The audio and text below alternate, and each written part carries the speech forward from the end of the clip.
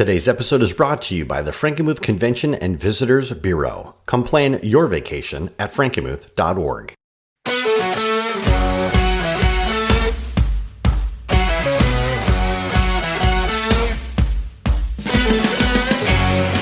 Ladies and gentlemen, welcome to the Call of Leadership podcast, where we interview people from our Michigan community who answered the call of leadership.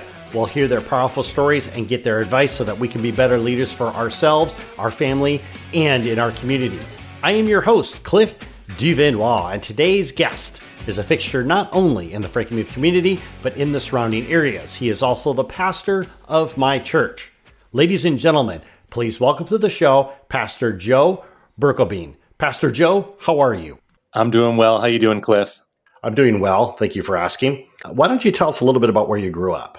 Yeah, so I'm relatively local. I'm a Michigander by birth and was born in Mount Clemens, Michigan, and then grew up in Saginaw, the Saginaw area. Spent the first 5 or 6 years of my life growing up in the city of Saginaw, on the west side of the city. And then I moved to Carlton, which is a little town, a community that's in Saginaw, and that's where I spent my school-age years. Excellent. And so you grew up in the area. Where did you decide to go to college? Yeah, well, I'm probably just like everybody else, where I didn't really know exactly what I wanted to do or where I wanted to go. And so because I wasn't quite sure what I was going to do, I decided just to stay local. So I started off by going to Delta College. That's where I started. I made the Delta difference and enrolled there and pursued an associate degree. Now, initially, you chose to go into broadcasting. Why is that? Yeah, it's a great question. So, because I didn't know what I wanted to do, one of the things I did a lot in high school, so we had a school news show at Carlton High School where basically it was mostly for seniors, where they had to give the announcements for the school, and it was filmed and edited, and then every day they would play that during our homeroom class. For whatever reason, I had the opportunity to start that my junior year. So I was the only junior who could do that. And I did it 2 years in a row and just really enjoyed it. A lot of people said that I did pretty good at broadcasting. And because I didn't know what I wanted to do and I enrolled at Delta, I decided to pursue broadcasting. So I got an associate degree in electronic media broadcasting, which was mostly just, doing stuff with news, video editing, radio. So it was a lot of fun. I learned a lot and it was a good experience. Yeah, I have to say, for somebody who has gotten into media a lot more recently, I absolutely love it. I think it's great. So you originally wanted to get into mission work. Why is that? Yeah, so that kind of invaded my world kind of toward the last year of Delta. I was finishing up that program at Delta and getting the associate in broadcasting. And it was kind of like, trying to figure out what was next. And I realized, as much as I loved doing that media stuff, it was a lot of fun. I just didn't feel like necessarily that was where my career was headed. And so I kind of tried to do some soul searching during that time. And it just so happened I got invited to go on a mission trip I had an uncle who was going on a mission trip with a church out of Florida. And they needed someone to edit a video for the mission trip. And they said, if I flew down it was in Peru, actually, if I flew down with that team and filmed everything and put together a video, they would pay for my flight and I could go for free.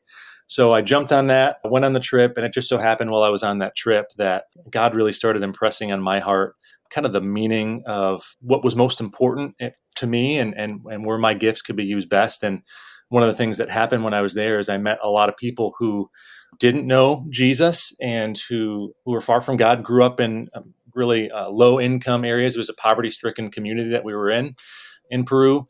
And I had the chance to do a few Bible studies there with people and to talk a little bit. And I just felt more and more burdened that God had placed that on my heart. So I came home from that mission trip. And it was kind of during that time also that I had a number of friends that I went to high school with who they knew I was a Christian, but to be entirely honest with you, I didn't really live like it in high school. And I was kind of ashamed of my faith. And after going on that mission trip and starting to feel kind of burdened about other people and people who maybe didn't know about Jesus, I decided to start telling all my friends from high school about Jesus. I started a Bible study with a bunch of friends who were unbelievers. And that grew from just a few guys to, like a dozen or more people. who were coming every week to be part of these Bible studies, and none of them were Christians. And it was during that time that I just really felt a strong calling that maybe God had gifted me for something more, and that God had given me an ability to communicate some deep truths about the scriptures and about who God was and about who Jesus was to people maybe who had never really had any context or heard about it. So that's where missions, kind of that bug, that desire for missions started. And going into the mission field, and this was something that growing up in a church environment, I would hear about people that were going off into the missions, whether it was Africa, whether it was Asia, or any country really. To prepare you for this actually led you to spend a period of time studying and learning in England. What did you do while you were there? Yeah, so that's a unique part of the story. So basically my journey, once I realized that my life wasn't going to go in the direction of broadcasting, that maybe God had me going toward ministry. And specifically, at that time, I was really feeling a kind of a call to go toward the mission field. I started looking at how to pursue that. And there was an organization that I was really familiar with. I have a lot of family members who were missionaries. And so growing up, I heard stories about missions. And so I had a number of family members that were involved in a particular missions agency. It was called New Tribes Mission.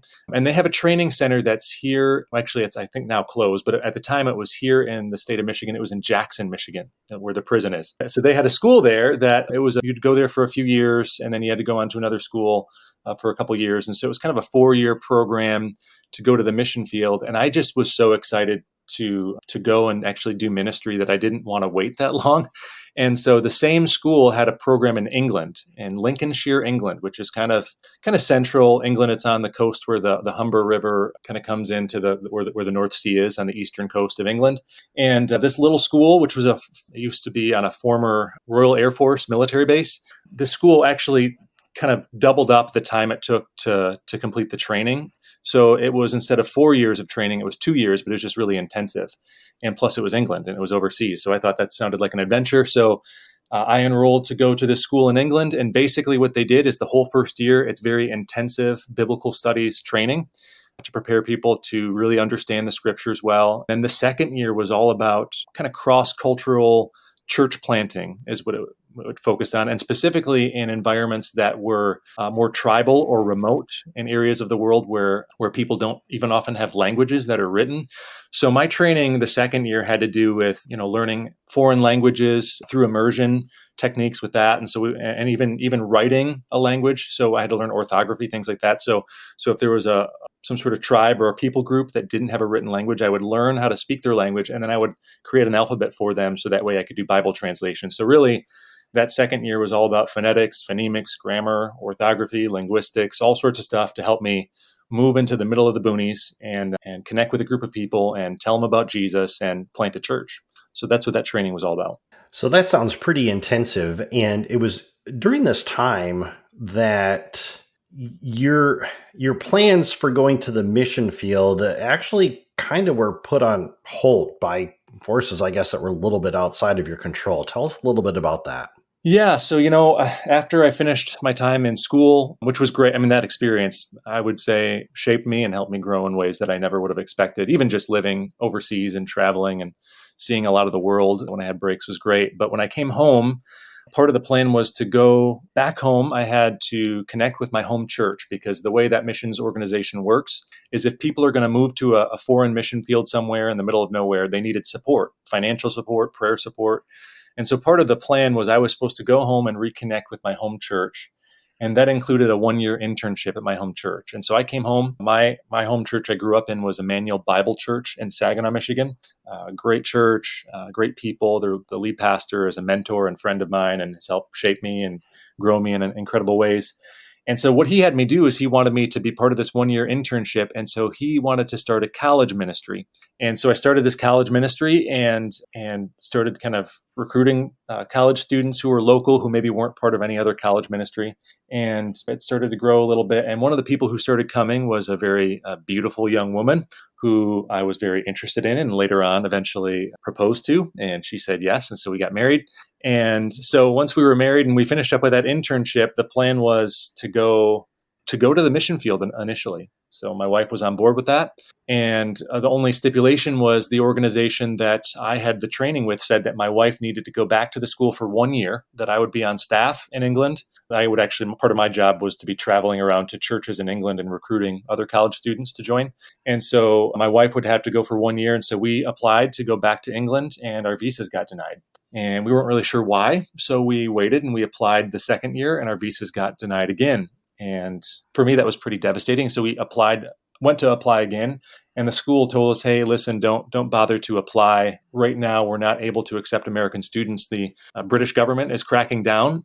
Post 9/11, Christian education overseas, a lot of people were on edge about kind of radical religious education. And especially in Europe, there was kind of a sentiment that to have American students coming over to do training that's religious based, they were not really in favor of that. And so because of that, the school wouldn't let us come back. And so we were kind of faced with a challenge because the American school told us we had to go back for 4 years. I did not want to wait another 4 years. And we just felt like at that time, maybe God was closing a door and that maybe God had something else in store. But at the time, we didn't know what it was. Sure thing. And I know I'm probably glossing over a little bit here, but what eventually brought you to the Frankenmuth Bible Church? Yeah. So, a lot of things. I mean, so first of all, after that internship, I got married and my wife got pregnant, and I was working for a couple years during that time in between the internship and in between my job at Frankenmuth Bible Church,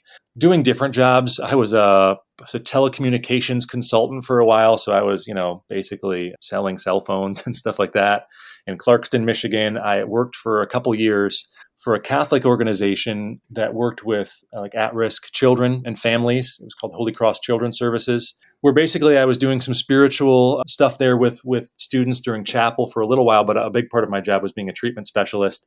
But the long story short, just in that work environment with the pay and with the challenge with trying to support a family, I knew that wasn't the best environment for raising a family. And also, God had just put on my heart such a profound desire to do ministry that I knew that I just wanted to kind of get involved somewhere, even if I couldn't go overseas to the mission field, even locally, if I can get involved in ministry locally. So what I did was I kind of just did what everybody else does. I went online. I think I was, checking a few different job posting websites, Glassdoor, Monster, some of those things. And I happened to, look for ministry jobs. And it took me to a website that had specifically postings for churches. And there were 2 postings in our area. One for a large church in Saginaw, Hopevale, and another one for a church here in Frankenmuth, Frankenmuth Bible Church. And so I applied to both of them, and Frankenmuth Bible Church called me back first. And that was how I had my baptism, kind of, so to speak, into my first job in a local church. Initially, they were only going to hire someone. It was a worship leader position. So it was a musician. They were going to hire somebody part-time. And Frankenmuth Bible Church didn't call me back at first. So I applied. They didn't call me back. I told my wife if they hired me, I would convince them to make it a full-time position because I needed full-time work. But they didn't call me back. And then a couple months later, they posted the position again, this time full-time. And by God's grace, they called me. And even though I was underqualified to be their worship leader, they gave me the chance. And yeah, that was right around June of 2011 that I got hired. That was about 5 days after my daughter, our first child, was born, that I got brought into Frankenmuth Bible Church. If you felt that you were underqualified for that position, why did you decide to go ahead and move forward with it? Oh man, you know what? I think the story of my life is jumping into water that's over my head and just trying to figure out how to swim. It's not comfortable for me to do things like that, but I just know, I really started in college. When I went overseas to England, I had a friend who's a Northern Irish guy, and he used to do street preaching, like they call it open air preaching there in England. And I thought this guy was crazy. And he said, no, I think you should try it sometime. I was like, no, I would never try that. And so he kind of forced me into it. And I got invited to an event once where I wasn't planning to speak, but basically he pushed me out there and had me start preaching.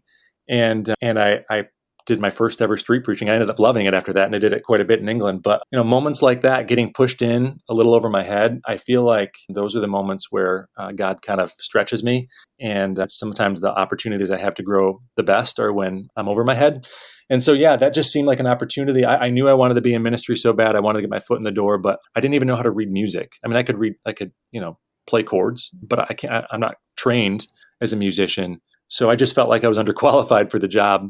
But at the same time, I thought this was my only chance to jump into ministry. So I dove in. Speaking of growth opportunities, there was an event that happened at the Frankenmuth Bible Church in April of 2012. Why don't you tell us a little bit about that? Yeah, sure. That season was a difficult season, and I'm even going to kind of tread lightly as I communicate exactly the events that took place. I don't fully understand all of them, but I got brought into the church in about June of 2011, and several months in, right around kind of the beginning of 2012, I started to, for the first time, feel like I was really understanding my job responsibilities, and I was starting to feel a little bit more comfortable in my skin as a worship leader. So I learned the ropes a little bit, and so right when I started to feel like I was getting comfortable and things were going well, that was the moment when a transition took place in the church. It was unexpected, but the senior leader was transitioned out in April of 2012. And for me, it came as a complete shock. And there were a number of ripple effects that really impacted the church for years. But initially, what that meant for me was that I was asked to take on a little extra responsibility. So I was the new guy, the worship leader, but during that season, I was asked if I would help out with preaching for a little while. So me, the youth pastor at the time, and one of our guys who later became a lay elder in our church, but who's a good communicator, he's a school teacher, we all started kind of rotating and preaching every week. And my job was actually to plan all the sermon series for a little while there. Mind you, I was still the worship leader. I was still paid the same. My job title was the same, but I was now taking on a lot more senior leader responsibilities.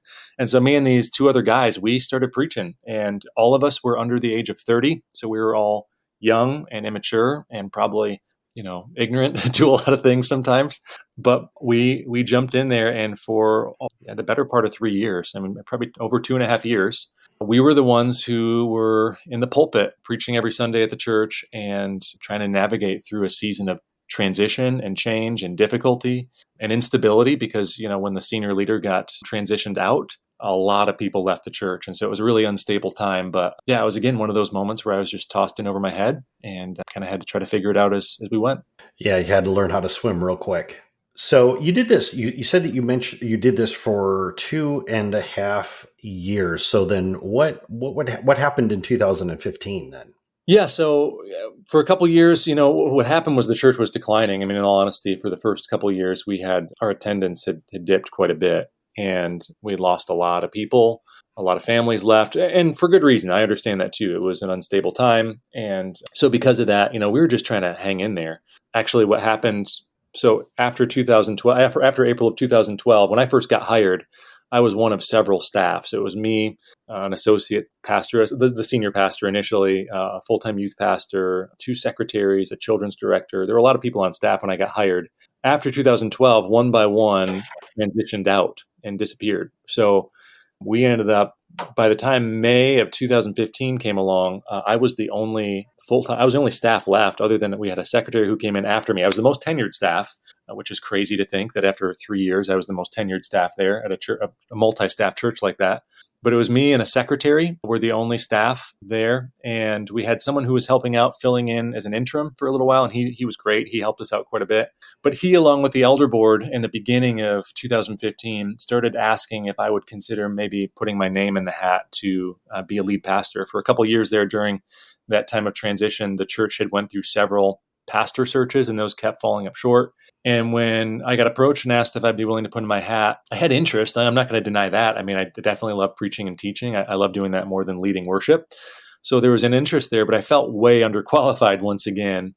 And so initially when I heard that, I was hesitant and talked to my wife about it. And we both had some reservations. But the more we talked, the more we prayed about it, we kind of felt that maybe for those few years there of transition when I was filling in the pulpit, maybe God was preparing me for something more. And so we decided to say, yeah, we will put our name in the hat. And so the church voted after a little bit of a candidacy period where I had to preach a little mini series and be interviewed by some people. The elder board put my name forward for a vote to see if we would be accepted to come in and have me take on the role of the lead pastor at Frankenmuth Bible Church. And so, yeah, May of 2015 is when officially the church voted me in, and that's when I became the lead pastor. Today's episode is brought to you by the Frankenmuth Convention and Visitors Bureau. German architecture, chicken dinners, and the world's largest Christmas store are just the beginning. Frankenmuth is quickly becoming known for so much more than chicken and Christmas. From trendy dining to timeless horse-drawn carriage rides, kayaking to adventure parks, ballparks, water parks, regular parks, sweet Moses, there's a lot to do in one trip to Frankenmuth. Visit the must-sees of Little Bavaria, then grab your crew and find something new waiting to be discovered. Pack a picnic blanket, order takeout from your favorite place, and let your kids delight in exploring while soaking up the little moments in life. Join the generations of families in our hotels during the 175th anniversary season in 2020. The perfect road trip awaits you. Start planning your unforgettable family vacation at frankenmuth.org. Now, back to the show. And I know you mentioned before that there was a decline in the number of people that were attending the church. And at that time, you had some pretty big challenges in front of you because you're looking at a leadership change. Plus, you're a brand new pastor at this church. When you took on the mantle of being the head pastor of the church, what were some of the plans or what were some of the ideas that you put into action?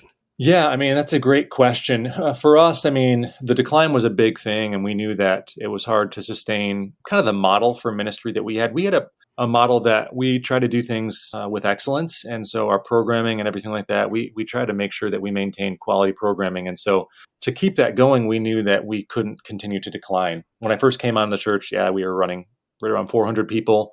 And then by around 2015, we had dipped down below 250. In fact, a lot of people left and a lot of people came. So that actually is probably a deceiving number. A lot more people left than it even sounds like to say we went from 400 to under 250, because a lot of more people left and then just younger families came because the people preaching were younger. But during that time, when I got put into that role initially, I think for me, I wasn't sure what to do because I had never been a lead pastor. So this was my first rodeo. And yet at the same time, I knew that the people needed someone to step in and take leadership and take on that mantle. And so for me, a big part of that process was just trying to communicate to the church that there was a plan. And it started with the fact that I wasn't going to go anywhere. I think that for them, stability was huge. And so I wanted to begin by saying, listen, I want to commit myself to this church for a while. I'm not planning to transition or leave. And so that was a big part of it, was just kind of allowing the church to feel that stability, to not try to introduce anything that's going to cause drama for a while. Drama in churches, boy, that's an issue all the time. And so I just wanted to make sure that we had that stability at first. That was a big part of it. Another thing was staffing. For us, we knew that we needed to bring on more staff. So right out of the gate, because I became the lead pastor in 2015, part of my job at that time, I was leading worship and I was preaching. And at that time, we didn't have a youth pastor either. So we had volunteers who were filling in there. And so the first step I took was starting to hire people. And so, I communicated that that's a big part of what we need to do, is we need to bring on staff to be able to make sure that we're ministering to people in the way that we intend to do with quality, and that requires people. So we brought on a youth pastor, and then we brought on some children's people, and we brought on an associate eventually. And so staffing was a big part of it. But another thing that was important for us was just making sure that the structure for the church was conducive for growth, and not just numeric growth, but spiritual growth. And so we had to make a few changes to constitutionally. Internally, there were some issues we had in the past with some nepotism and stuff like that. And so we changed those things in the Constitution just to make sure that there were no untouchables, and that we had the best structure to be able to advance ourselves and move forward. So that was a big part of it. And then I think the final thing, and I think that for me, what I would say is, this is something I'm learning as a leader, more than anything else. People just need to know that there's a vision behind what's going on. And so what I try to do is just begin to cast vision to the church to say, listen, I believe that God has placed us here in this community in Frankenmuth to make an impact for Jesus. And so right from the beginning in 2015, one of the things that we started to do was we started to cast a clear and compelling vision for the church, something that they wanted to be a part of, something that they could all join into, a story and narrative that they could be part of. And we started casting vision early on, and but year by year, that vision started taking shape and morphing and changing a little more and getting a little more clear and a little more visible for people. And so I think that's been one of the things that's been most successful, is just letting people know that, hey, we believe God has a plan for us. We're not content to be doing the status quo. We know that God has big things in store, so let's go ahead and trust God to do big things. And I want to take a step back here because you said a couple of things that I would like to do a little bit of a deeper dive on. When you were talking about bringing on the staff, because basically it was just you and an executive secretary, but now you're starting to bring these other people that are on board. What are the things that you look for from people that are coming forward that are potentially going to be other leaders that are within the church to make sure that they're buying into this new culture that you're laying down, these new ideas that you have? What are some of the traits, or what are things that you look for in finding these people? Yeah, no, that's a great question. In fact, that's one of those things that I'm learning as I'm going. To be honest, Cliff, I have not arrived by any means. I'm still in the middle of my leadership journey. But for me, early on, I think a big part of it was trying to find people who had the competency to be able to do the job. And so a lot of it was looking for people who have formal biblical training and who have experience, doing X, Y, and Z. And those were the people that I kind of set their resume aside and interviewed. And you hit the nail on the head when you used the word culture, because today, for me, more than anything else, it's about looking for culture and to see if people are the right fit, if they're on board with where we're going. Alignment is so important because for us, I view leadership, it's kind of like we're all in a canoe and we all have a paddle. And if someone's paddling in a different direction, even though everybody else might be paddling straight, just that one person paddling in the opposite direction can easily veer that canoe off course. And so, I want to make sure that people are all headed the same direction. So there's a number of things we try to do, but a lot of it is just spending time talking with people. What are the things you love? What are the things you're interested in? The most recent interviews I've done with staff, some of those formal questions about, talk about your work history and some of those things, those are great. But I spend a lot more time talking about, like, what music do you listen to? What things do you enjoy doing when you have time off? Those things tell you a lot about a person. And I think it's really, for us, culture often, that's one of those things to diagnose where people are at. You just got to get to know them. And we've done a lot of that. And then I think also a big part of that, and I'm trying to learn through this, is onboarding new staff. What I would say is culture is not easily taught. It's a lot easier to catch it, right? It's more easily caught than taught. So what we try to do is we just try to bring on staff and indoctrinate them kind of into what we're doing by having them jump on board with a number of things or just spending time with them, hanging out. I think that's helpful for us to be able to try to shape culture of an organization, is to have a number of values that we demonstrate. We don't just talk about them, but we demonstrate them. So that's been a part of how we try to bring on new staff, is making sure that they're aligned. That for me, that's number one. Culture is number one. And with regards to culture, and I do want to go back and talk about this, because when we talked about it before, I was captured by this phrase. But earlier mentioned vision casting. Why is vision casting so important, especially for what it is that you're trying to do and what the church is trying to do? Why is that important? Well, I think it's important for a number of reasons. Number one, I think it's important because my idea of vision is that there's something that should exist that doesn't currently exist, right? And that's what vision is you have a vision in your head that there's something that should exist that's not currently existing. And so when it comes to the church in particular, that whole premise of this idea that, there are people in our region who are far from God, people who we can reach with the greatest news that's ever been told, to begin to talk about what it would look like to be a church that's actually reaching the community and investing in our neighborhoods and caring about what people care about. That kind of stuff, that gets people excited. And so for us, we wanted to begin to tell people something, and people want to be a part of something big and important. I think if you ask any individual, do you want to give your life toward something that's not important? Everybody would say, no, we want to give our life towards something that's important. And I think for us, when we think about the church, we think about the mission of the church. Jesus said, go and make disciples of all nations, baptizing them in the name of the Father, the Son, and the Holy Spirit. That's the Great Commission. That's not the Great Suggestion. He commanded the church to go and do that. And we take that serious. And so to be able to frame up for people a vision of how we can make that happen, and to paint a picture of a future reality that doesn't currently exist, and to do it with passion and excitement and energy. Yeah, people want to give their lives toward that. And so in the church, we operate with volunteers. And the currency for volunteers is not monetary, right? It's vision. we cast a vision, people buy into that vision, and they give time and energy. They sacrifice themselves for that. And so without vision, you don't have anybody who's following you anywhere, and you're not building anything. And so vision is so critical especially for a church, to be able to say, hey, God has bigger things in store for us, and this is what it could look like if we all get on board and we're all invested. This is what God might do in this region, and to rally behind that, I think that's really powerful. So here's a little bit of a question, and I'm gonna probably throw this out here, and even I don't even know the answer to this one. Okay. Do you think that culture supports the vision? I think so. I think they're married a little bit. I think that's part of it is culture.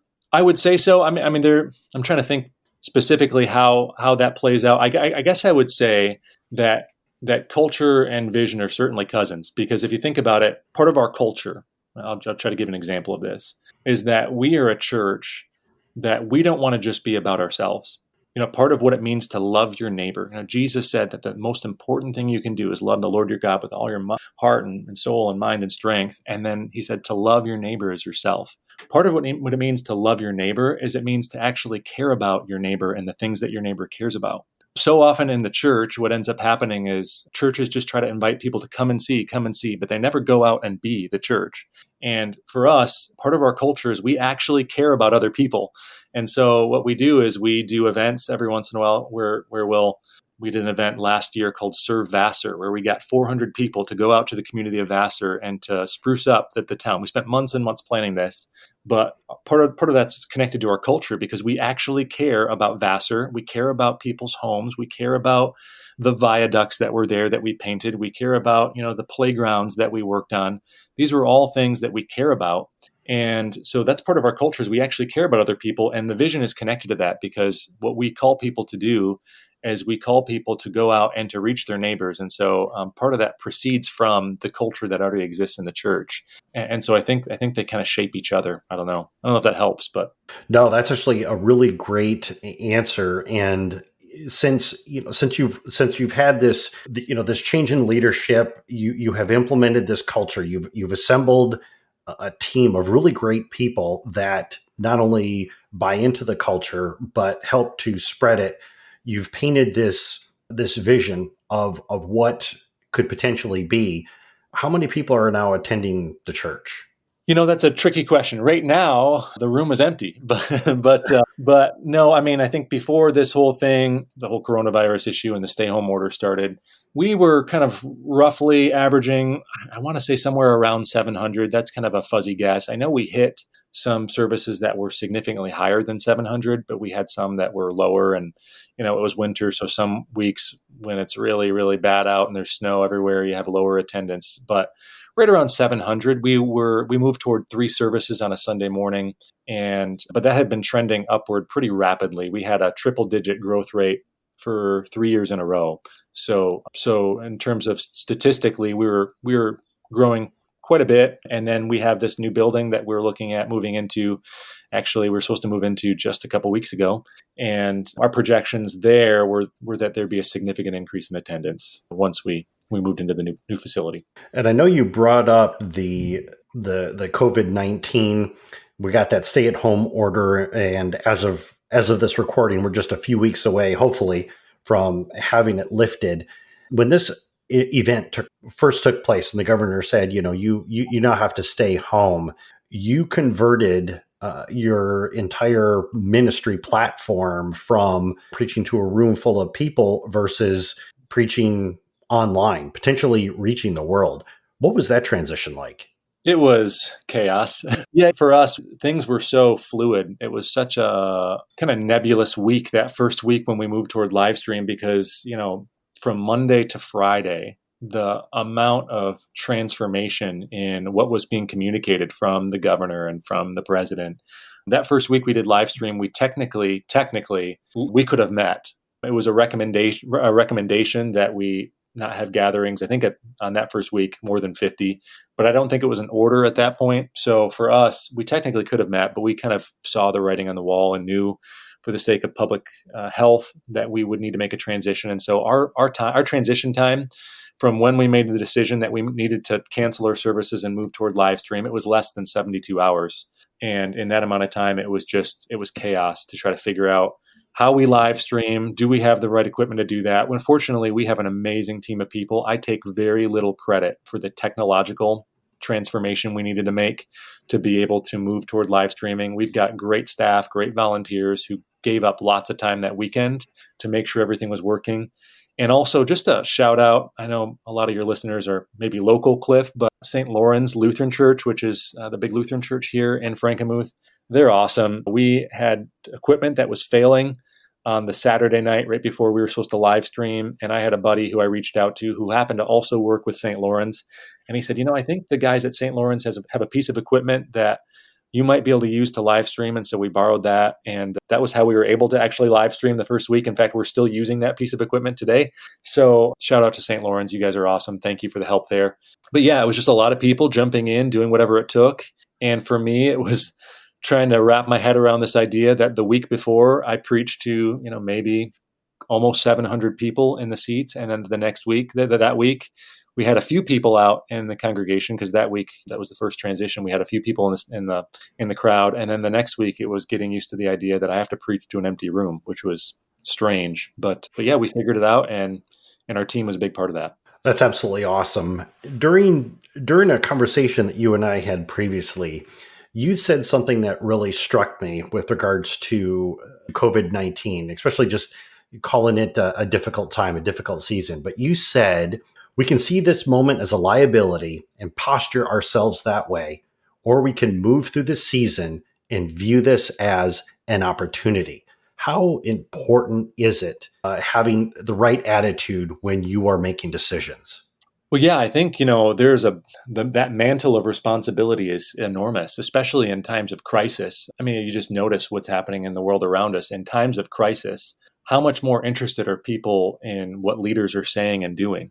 I mean, I know for myself, I didn't really Google very much about what Governor Whitmer is talking about or the president is talking about on a regular basis. But in times of crisis like this, I was very interested in everything that's going on. I mean, people can't stop trying to figure out, what are their leaders telling us, because it's a time of crisis, it's a time of difficulty. And for me, when all that rolled out, I know that especially for the church, right? What does the church do? Well, we gather. That's what we do. Like, that's our bread and butter. And now we're told we can't gather. And so not only do we face a crisis, but the thing that we do is not something we can do anymore. So in that moment and in a season like that, I think leaders often take a few different approaches. There are some leaders who just are frozen, who do nothing, which doesn't help anybody. I think there are some leaders who are hesitant, who kind of just take their time. And in times of crisis, I don't think you can be so hesitant. I think you need to be decisive. And I think there are other leaders who pivot and adjust. And so, yeah, for us, it was just a matter of saying, listen, it is what it is. We are in a season that's unprecedented. We have a pandemic taking place, and for the sake of public health, we are not able to gather. So as the church, what we can do is we can just sit here and do nothing. We can be frozen. We can wait around and be hesitant and hope that things just get better right away. Or what we can do is we can leverage this moment, this season, this crisis for the kingdom. We can say, okay, people right now, more than ever before, at least in my tenure at the church, more than ever before, people are struggling, people are fearful, people are scared, they're anxious about the future.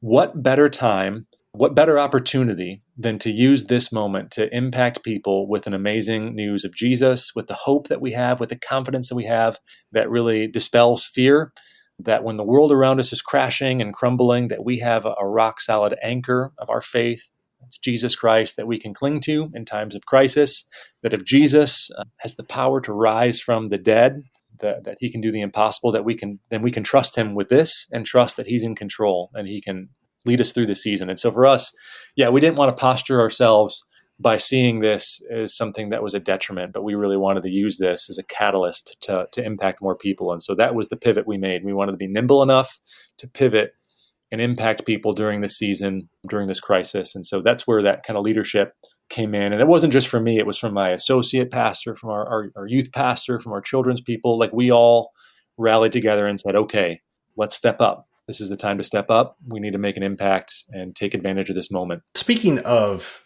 having an impact on people, as I mentioned before, we're just a few weeks away from having the stay-at-home order lifted. And I know when that happens, there's just going to be a lot of fear, a lot of trepidation. about people that are just wondering about when are things going to get back to normal? When can I do something as simple as go to church or go to a restaurant or something along those lines? What are some of the things that we should be thinking about at this time? Yeah, this is a unique season to be thinking about some of that stuff. And as you probably know, Cliff, wait 5 minutes and whatever we hear from the media coming out from the governor or whatever, all this is subject to change. But at least what I envision right now is that, yeah, there's a lot of fear, a lot of anxiety out there. A lot of people are nervous about getting back into a normal routine. And so there's a number of things I guess I think through. Number one, I wonder what normal looks like in the future. There are just basic things, like even just in the church, right, where we often do a greeting time where we shake one another's hands. As a culture, do we continue doing that? I don't know. It's one of those things. I wonder if that's one of those things that kind of goes by the wayside, or if this all passes and people are back to doing that. I don't know. But I think the big thing for us is we just take it one step at a time, and we try to encourage people to practice safety and wisdom, but try to manage this moment and say, incrementally, step by step, we want to try to get back to a season. I think that the church is going to gather. That's what I'll say, is that we're people who do gather. I think that that's important. That's imperative at some point that we get back to that, and believing that that's going to happen, knowing that that needs to happen. It's just preparing for how to do that. And so initially, for some people, they may want to be hesitant. We want to continue to provide the online options for a while, but we don't want to only do services online. We want to begin to open it up at some point. And so it's just encouraging people when they're comfortable to come out. We're certainly going to do best practices initially to try to make that a safe, comfortable environment for people. And we also know that, depending on churches, some churches are smaller, and for them to be able to gather, if they've got 50 people, they may be able to start gathering before we do. And or we may need to change our model for a little while, where we do smaller gatherings that we do pre-registration for. I don't know. There's a lot that's up in the air, but for us, we certainly need to be creative. We need to be open. We need to be nimble still, ready to pivot at a moment's notice, and wise in terms of how we move forward at this point. Excellent. Love that answer. If people want to connect with you, follow you online, maybe even check out one of the online services, what's the best way for them to do that? Yeah, so there's a few things that you can do. Certainly, if you use social media, you can follow us, Frankenmuth Bible Church. You can follow us on Facebook or Instagram or Twitter right now. On Facebook, every weekday morning, we're doing morning devotionals just during this season to try to encourage people, to help them during this time of fear and anxiety. So that's one of the ways they can tune in. And I provide video devotionals in the morning, so you can tune in that way and just see everything we're doing online. Our live stream services are available through Facebook Live and through YouTube Live right now. You'll notice if you tune in, or if you've already been tuning in, that there's every once in a while we're working through a few bugs technologically. Sometimes there's challenges, especially when you're trying to live stream on Sunday morning. I know that with both Facebook and YouTube, there are a lot of people who are live streaming on Sunday morning. So we're trying to work through some of those bugs, but you can check us out, subscribe to our YouTube channel, and follow us there, or on Facebook for the live stream services. Probably the best way to engage in a lot of our content in the past is if you have a smartphone, which I think just about everybody has a smartphone these days. If you have a flip phone, sorry, I don't know how to help you with that. But if you have a smartphone, you can download our mobile app, which is available in with any smartphone you have. It's free, and just go to Frankenmuth Bible Church in the App Store, download that. All our sermons from the past are there. Updates are there. And if you want to stay in the know with everything, make sure you say yes to our push notifications, because we send you important information when you need to. But that's probably the best way to stay in touch with everything that we've got going on. Awesome. And for our audience, we will have all the links in the show notes down below. Pastor Joe, it's been awesome having you on the podcast today. I cannot thank you enough. I've thoroughly enjoyed this. Thanks, Cliff. I appreciate it, man. I always enjoy talking, so thank you. But this has been great. So I appreciate it so much. Hey, everyone. If you enjoyed this episode, then subscribe to our email newsletter. When you subscribe, you'll get new episode announcements. You'll get all kinds of great behind-the-scenes information on upcoming guests. Plus, you'll receive special offers from our guests and partners that you can only get through the email newsletter. Subscribing is quick, easy, and best of all, it is free. Just go to callofleadership.com/email, type in your email address, and you're done. Once again, that's callofleadership.com/email. I'll catch you in the next episode.